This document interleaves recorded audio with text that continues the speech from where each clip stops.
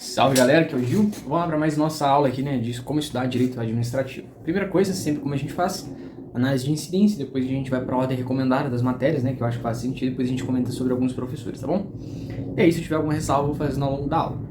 Ó, nessa análise aqui, a gente vai perceber, né, que no concurso 2021 da Polícia Federal, a gente teve aqui 3 questões sobre direito administrativo, então com uma distribuição bem equilibrada. Ou seja, a matéria de direito administrativo como um todo, ela parece ter o mesmo peso, né, a mesma distribuição, a mesma probabilidade de incidência. Só que, quando a gente faz uma análise histórica dentro da banca Sebrasp especificamente, ela gosta de alguns assuntos, né? Poderes administrativos, atos administrativos, esses são os dois maiores ali, né? Tanto é que, se a gente for aqui para, já vamos avançar, né? Para nossa próxima ordem aqui, que é a ordem recomendada aqui de estudo, né? Então, a parte dos princípios também é uma parte bem cobrada, né? Só que no concurso da Polícia Federal não vai vir cobrando princípios. Então, pode ser que venha cobrando aqui responsabilidade civil do Estado, pelo histórico de cobrança da banca Sebrasp, ou uma parte mais avançada, né? Aqui do direito administrativo mais complexa, vai te demandar um pouco mais, que é a parte de controle da administração, a parte de agentes e licitação, né? Que é o restante aqui. Agentes de licitação. Então, é mais ou menos assim. Qual que é a ordem que eu recomendo que faz sentido para vocês estudarem? É vocês começarem aqui, primeiro, né, pela noção básica de direito administrativo, começa aqui nos princípios, né, então, essa parte do regime jurídico administrativo vai tratar dos princípios da administração pública. Então, beleza. Depois disso aí, a gente entra aqui no item 1, ficou errado aqui, né, era para ficar aqui embaixo, no item 1, que é a parte de noções de organização administrativa, que nessa parte de centralização, descentralização, administração direta e indireta, que a gente entende como é que se estrutura a administração pública como um todo, né? E aí a gente começa a entrar em algumas coisas específicas, né, que eu considero importante aqui. A parte aqui dos atos administrativos, a parte básica dos atos aqui, né? Depois a gente vem com os poderes administrativos e a gente fecha aqui com os conceitos, requisitos e atributos, né? Uma parte mais extensa aí dos atos. Então, o ideal é que você pegue uma noção de ato administrativo só para você entrar aqui nos poderes administrativos, já que os poderes, né, está estritamente relacionado com o tipo de ato que um agente público pode fazer, pode executar, né? Então, faria mais sentido isso, já que aqui essa parte de requisitos, atributos, classificações e espécies dos atos administrativos costuma ser bem extensa. Mas dá para você assistir junto aqui também, né? Toda a parte de atos aqui administrativo antes de partir para os poderes, tá bom? Depois que você matar essa parte aqui, ó, essa parte aqui tem que estar de cor salteada na sua cabeça. Então a parte mais recorrente da banca Sebrasp são os itens mais fáceis, você tem que gabaritar. Não tem conversa. Beleza, depois entra a parte de responsabilidade civil do Estado, também um tema tranquilo para você pegar. Parece que é meio confuso, mas se você for pelos meus resumos, vai ficar bem claro como que você entende e estrutura isso aqui, tá bom? Por fim, que a gente tem os 3, né, mais complexos aí do direito administrativo, que tem muitas ressalvas, muitas exceções ali e tal. E essa parte de controle da administração pública, controle administrativo, controle judicial, controle legislativo, que isso que tem a ver com os pesos e contrapesos, né, como que cada poder ali, ele se contrabalanceia, como eles se fiscalizam, como eles se controlam nessa dinâmica. Depois a gente aqui entra na parte dos agentes públicos. Aqui nos agentes públicos você aprende aí, né, a diferença dos tipos de cargos, cargo comissionado, essas coisas, né, concurso, quem é concursado, cargo efetivo, essas coisas todas aí, a gente aprende, né.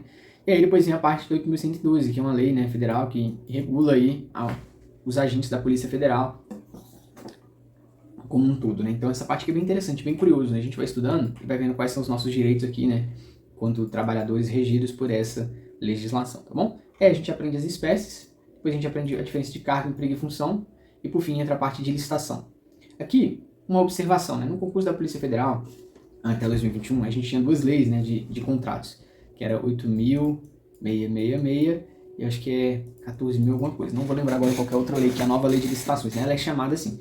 Antigamente a gente tinha que estudar as 2 leis e a diferença das duas, né? Isso é quase como lá em contabilidade, que a gente aprende a fazer, né? A DRE ali pelos CPCs e pelo Lei 8.112. Então tem essa diferença lá. Aqui tinha que fazer a mesma coisa. Às vezes tinha umas modalidades, tinha uns tipos, tinha algumas etapas eram diferentes das duas, dava um maior trabalho para você aprender. Só que essa lei aqui, ela parou, né? Ela não está mais em vigor, então ela não pode ser mais cobrada em concurso aqui, nesse sentido. Então ela vai ser cobrada somente a 14.000. Então, já falo para vocês, não estudem nada de 8.666, perdão. 8.112 vocês têm que estudar, hein? Essa aqui. 8.666 não precisa você estudar. Foquem apenas na nova lei de licitações. Eu não sei qual é o número dela aqui, mas é só você estudar pela nova lei. É fácil você achar, de identificar isso aí, tá bom? Não é fácil, não é difícil também, é uma coisa curiosa, né? Você aprender, eu gosto de estudar isso aqui, ainda mais que eu trabalhei com isso aqui uma parte. Quando eu trabalhava num órgão da administração direta, né? Aqui numa sociedade de economia mista aqui do estado de Minas. E aí a gente aprendeu, a gente fazia um controle de licitação, a gente participava de processos licitatórios. Era uma coisa bem interessante saber depois, né? Quem dera se meu trabalho soubesse isso aqui. Mas depois eu aprendi, né, que muitas coisas interessantes aqui, dessa parte das etapas, né? E essa nova lei ficou muito boa, se comparado com a 8.066. Ela é bem mais estruturada e mais organizada do que a 8.066. Então vai ser bem mais fácil você estudar e aprender essa parte de licitação. Então, não há regra para direito administrativo, matéria legal, tranquilo de você estudar. E agora vamos lá. Para os professores especificamente, né? Eu tive pouco contato com o Thales, né? O Thales é mais falado professor de direito administrativo. Mas mais uma vez, eu não acho que tem tanto problema assim para você aprender isso aqui. Por quê? Boa parte disso aqui é fácil de você aprender. O que era mais difícil, né? Que eram essas duas leis aqui, ó, 8.102 e 8.066, para o pessoal saber mapear aquela lei, explicar ela, era mais difícil. Só que hoje, a lei 14.000, qualquer um consegue dar aula. Eu, se bobear, consigo dar aula dessa lei aqui. Obviamente, não com tanta propriedade quanto os professores, né? Mas de forma que a gente consiga entender e marcar algumas questões, sim. Então, o primeiro professor é o Thales, né? O Thales, ele dá aula hoje em estratégia, a mesma coisa da Adriane Fauci. Ele não está em todos os cursos, ele não está nos cursos de direito administrativo ali da carreira dos policiais, né? Então, esse é um problema para quem quer estudar com ele. É difícil você achar ele. Tem algumas aulas no YouTube, né, ainda do AlphaCom. Eu ficaria com o pé atrás dessas aulas, tá? Elas podem estar desatualizadas algumas coisas. Eu tenho até um livro do Thales aqui, só que esse livro também tem algumas coisas desatualizadas. Principalmente nessa parte de licitação, como eu te falei, né? Eu não vou nem recomendar esse livro aqui, né? Porque eu li que você não acha que comprar mais, tá desatualizado. É da época que o Thales ainda estava no AlphaCom, foi o livro que gerou uma polêmica lá na época. O Thales saiu falando que tinha livro desatualizado, o Evandro falou que não estava desatualizado, enfim. Uma treta. E aí, hoje, eu acho que é suficiente você estudar direito administrativo pelo DSO. Gente, lembrando que eu não tenho parceria nenhuma com um DSO. Eu nunca tentei parceria com eles, nem nada. É só mesmo minha experiência enquanto aluno. Então, não pense vocês que eu estou indicando isso aqui para ganhar alguma coisa. Não ganho, tá? Quando eu ganho, eu falo.